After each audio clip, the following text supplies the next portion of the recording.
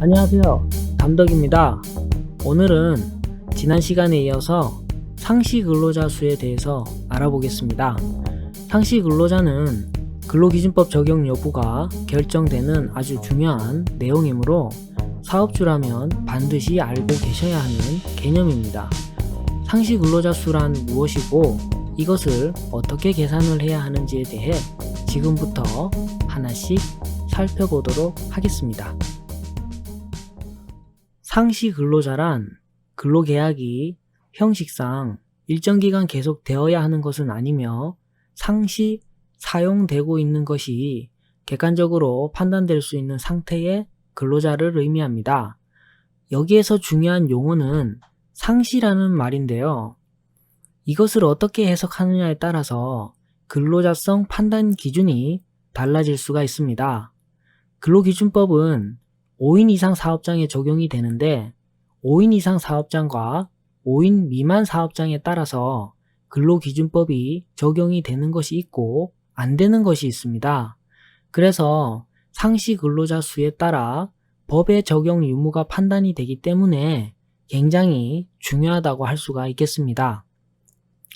상시 근로자 수는 근로기준법 시행령 제7조의 2에 따라서 법 적용 사유 발생일 전 1개월 동안 사용한 근로자의 연 인원을 같은 기간 중에 가동일수로 나누어서 계산을 하게 됩니다. 공식으로 치면은 그림과 같이 표현을 할 수가 있는데요.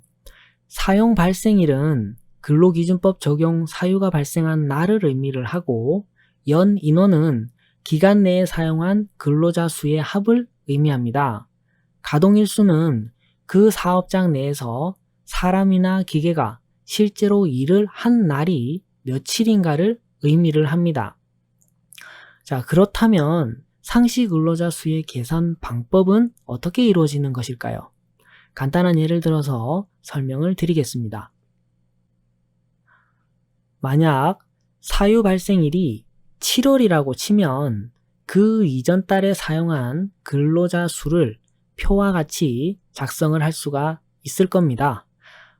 이 표에 나타난 사업장은 최소 2명에서 최대 8명까지 근로자 수가 다양하게 분포가 되어 있는 것을 볼 수가 있는데요.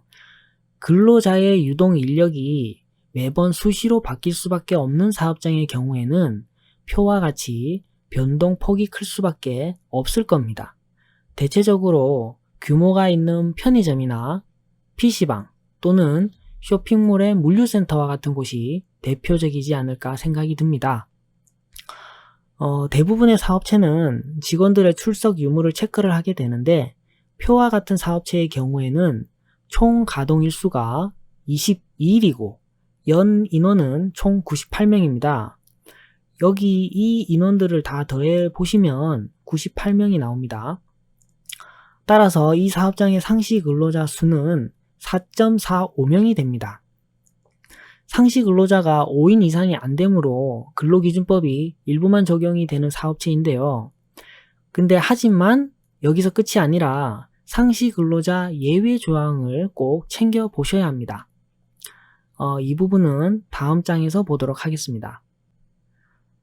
상시 근로자 산정의 예외 조항을 살펴보면 만약 회사의 상시 근로자 수가 계속적으로 5명 또는 5명을 넘는 경우에는 5인 이상 사업장으로서 근기법에 적용을 받게 됩니다.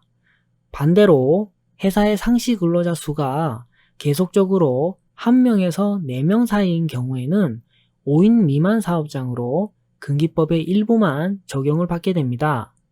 이러한 사업체의 경우에는 계산하는데 크게 복잡하지도 않고 간단하게 상시 근로자 수를 산출을 할 수가 있는데요. 문제는 앞에서 살펴본 사업체와 같이 들쭉날쭉한 형태로 직원 수가 계속해서 변동되는 경우를 들 수가 있겠습니다. 회사의 상시 근로자 수가 5명 사이에서 변동이 되는 경우 보시는 표를 꼭 참고를 하셔야 하는데요. 만약에 상시 근로자 수 산정을 해보니까 5명 미만이 나왔는데 전체 가동일수 중에서 5인 미만 가동일수가 2분의 1 미만인 경우에는 5인 이상 사업장으로 인정을 받을 수가 있습니다. 반대의 경우에는 상시 근로자 수 산정을 해보니까 5명 이상으로 나왔는데 전체 가동일수 중에서 5인 미만 가동일수가 2분의 1 이상인 경우에는 근로기준법에 인정을 받지 못하게 됩니다. 즉 5인 미만 사업장이 되는 겁니다. 쉽게 말해서 총 가동일수 중에서 5인 이상 가동일수가 많은지 아니면 5인 미만으로 가동한 일수가 많은지에 따라서 5인 이상 사업장이 되기도 하고 5인 미만 사업장이 되기도 한다는 말입니다. 이 부분도 이해를 돕기 위해서 다음 장에서 예를 들어서 설명을 드리도록 하겠습니다.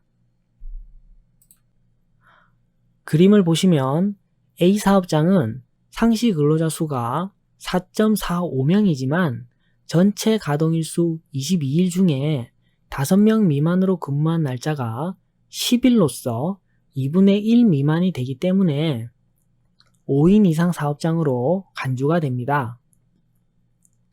상시 근로자 수가 4.45명이지만 5인 이상 사업장으로 간주가 된다는 말입니다. B 사업장은 상시 근로자 수가 5.63명이지만 전체 가동일수 22일 중에 5명 미만으로 근무한 날이 12일로서 2분의 1 이상이 되기 때문에 5인 이상 사업장으로 간주가 되지 않습니다. 상시 근로자 수가 5.63명이 나왔지만 전체 가동일수 중에서 5명 미만으로 근무한 날짜가 더 많기 때문에 5인 이상 사업장으로 간주가 되지 않는다는 말입니다. 그래서 근로자 수의 변동이 들쭉날쭉한 사업장의 경우에는 이러한 점들을 눈여겨보셔야 하는 것이고 자영업을 하시는 분들이라면 이러한 부분을 잘 챙겨보셔야 하겠습니다. 자, 이번에는 상시 근로자에 포함이 되는 근로자는 어떤 유형이 있는지 살펴보도록 하겠습니다. 기간제 근로자 및 단시간 근로자 그리고 외국인 근로자는 모두 상시 근로자 수의 산정에 포함이 됩니다. 이때 단시간 근로자는 근무 시간에 관계없이 인원수만을 가지고 따지게 되며 이 외에 임시직, 일용직, 알바 등도 모두 상시 근로자 수에 포함이 됩니다. 다만 파견 근로자의 경우에는 직접 고용이 아니므로 제외를 하게 됩니다. 동거하는 친족만을 사용하는 사업장은 근로기준법에 적용이 되지를 않습니다. 다만 상황에 따라 동거의 친족이 아닌 일반 근로자가 한 명이라도 포함이 되어 있다면 상시 근로자 산정에 친족을 포함을 해서 계산을 해야 합니다. 예를 들면 식당에서 아들, 딸, 친척 이 모두 함께 일을 하고 있다면 상시 근로자에 포함이 되지를 않지만 여기에 일반 직원이 한 명이라도 포함이 된다면 근로자 수는 4명이 되는 겁니다. 사장도 직원에 포함이 되나요? 사장은 임금을 위해 일하는 사람이 아니므로 직원에 포함이 안 됩니다. 군대 가기 전 잠시 일을 도와준 아들도 직원에 포함이 되는지 여부는 일반적으로 가족이지만 임금이 책정이 되어 있다면 법적으로 직원에 해당이 됩니다. 다만 임금이 책정되어 있지 않고 사업주와 동일한 지위를 가지고 있다면 공동 경영자로 보기 때문에 이 경우에는 직원이 아니게 됩니다. 불법 체류 외국인도 직원에 포함이 되는지 여부는 한국에 체류하는 상황이 불법인 것이지 일을 하는 상황은 불법이 아니므로 근로자에 해당이 됩니다. 주말에만 나와서 일을 하는 알바 직원들도 통상 시간제 근로자에 해당이 되므로 근로자에 포함이 됩니다. 자, 끝으로 개인 사업자로 처리하고 있는 직원은 근로자인가 여부는 세법상 개인 사업자 또는 프리랜서로 처리를 하고 있을 뿐이지 실질적인 일반 직원과 동일한 경우에는 근로자로 간주를 하는 것이 통상적인 추세입니다. 일에 대한 대가를 처리하는 방식이 근로소득세가 아닌 사업소득세로 처리를 한다는 이유만으로 근로자가 개인 사업자로 되지는 않습니다. 실제로는 근로자에 해당을 하지만 개인 사업자나 프리랜서로 처리 시 발생되는 문제점은 4대 보험 미가입 문제와 퇴직금 지급 등의 문제이므로 이러한 경우에는 근로자인지 아니면 개인 사업자인지를 판단하는 기준은 법원 판례나 고용노동부의 행정해석 등을 참조를 해서 사업주가 직접 판단을 해야 하겠습니다. 자, 오늘은 상시 근로자에 대한 개념에 대해서 알아보았습니다.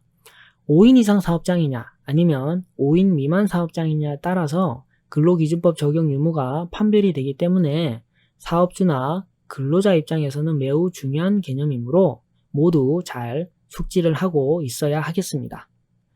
감사합니다.